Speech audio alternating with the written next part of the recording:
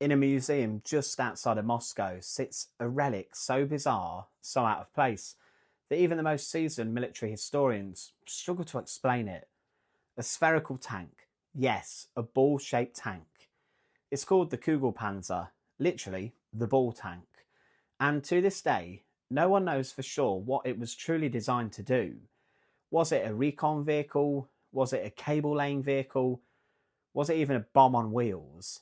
Or was it just another example of Nazi Germany's obsession with the weird and impractical war machines that they kind of developed at the end of the conflict? Today, we roll into the mystery of the Kugelpanzer, probably the strangest tank of the Second World War. To support, please click subscribe, it really does help. Now, the Kubinka Tank Museum, located just west of Moscow, is home to one of the largest collections of armoured vehicles in the world. There's rows of T-34s, IS-2s, even a captured King Tiger II, all meticulously preserved. But tucked away in Hangar 6, between Soviet prototypes and Cold War oddities, sits an object that doesn't seem to belong. It's about the size of a small car, it's made from steel, sits on two large spoked wheels, like something out of a science fiction film, and that is the Kugelpanzer. It was seized by the Soviet Red Army during the final months of the Second World War, likely in Manchuria, where German military advisors were known to be assisting Japanese forces. But here's the thing, no documents, none at all, survive about it. No blueprints, no manuals, no records in German archives. It just showed up and appeared. Even its model number, VK403, is speculative and is not confirmed. The Kugelpanzer measures about 1.5 metres wide and 1.8 metres tall. Its armour plating, well, that's only 5mm thick, enough to stop small arms fire, but little else. It has a tiny slit for a viewport, a small engine compartment, and a single tailwheel in the back to help stabilise it. There's no main gun, no cannon, not even really a sufficient machine gun slot. So why build a tank if it can't shoot or knock out anything? Its only apparent ability was to move forward and backwards, powered by a small two-stroke engine, possibly around 25 horsepower. Some researchers speculate it could move no faster than around 15 kilometers an hour. Inside there was space for just one person. It was cramped, vulnerable, and probably likely miserable to drive. With no formal records, historians have been left to guess what the Kugelpanzer actually is. Over the decades, several theories have emerged. Number one, was it a recon vehicle?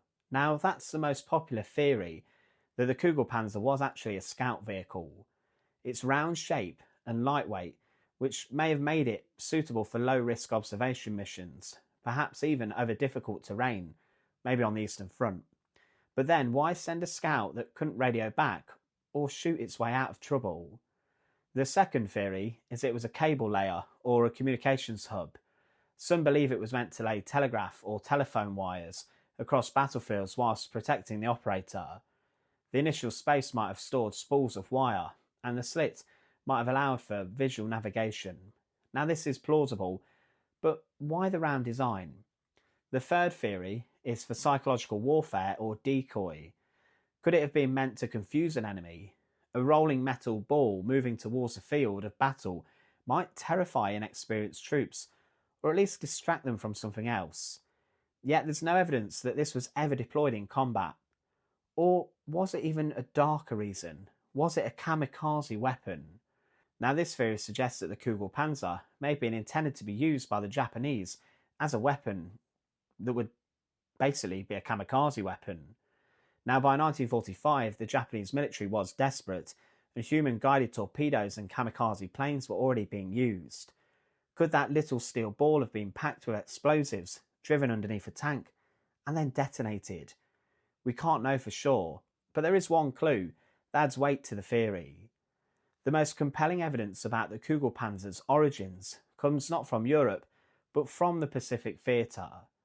In the final phase of the Second World War, Nazi Germany and Imperial Japan shared intelligence, weapons designs, and sometimes even technology.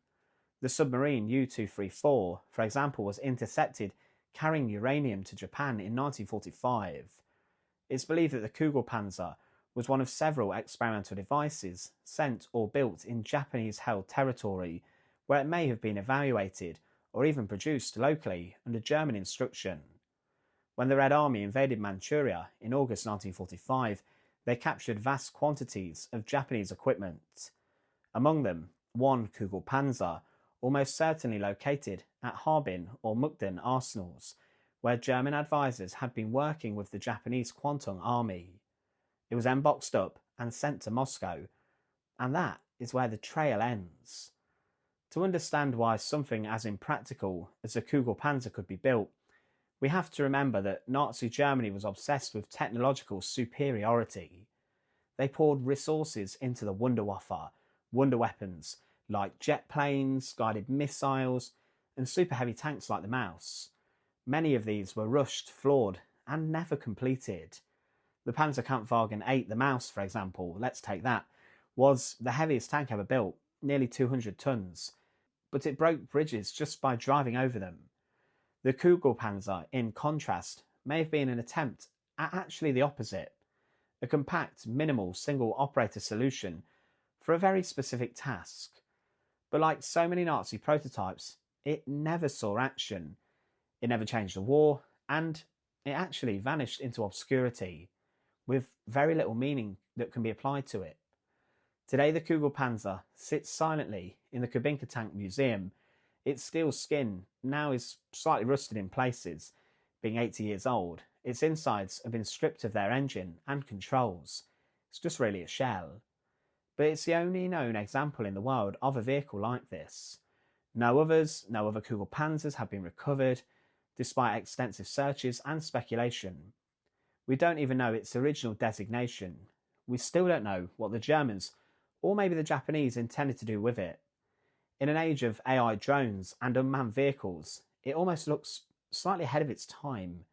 A primitive attempt at a self-contained combat pod, long before the technology existed to make one effective. But back then, it was little more than an awkward experiment. Was the Kugelpanzer a scout vehicle? A bomb? A desperate last-ditch experiment like a wonder weapon? Or was it a failed idea from a regime running out of time and options? That's possibly more likely. The answers are buried in lost archives, or perhaps they were never documented at all. What we're left with is a metal sphere, a dead-end design, and one of World War II's most enduring mechanical mysteries, the Kugelpanzer, a tank that, still 80 years on, no one understands, and that may have never made sense in the first place to anyone, even the designers. Thanks for watching.